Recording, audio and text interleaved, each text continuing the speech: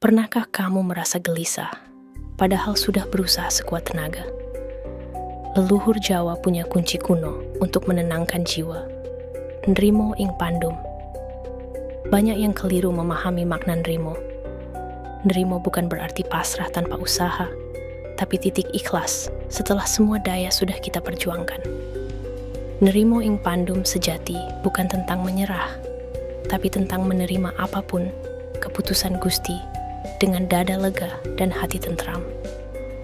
Dari sanalah lahir ketenangan sejati ketika jiwa berhenti menuntut dan mulai memahami.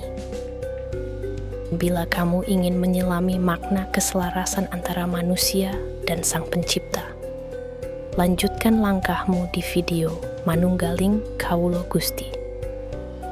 Di sanalah makna nrimo akan terasa nyawiji di batinmu.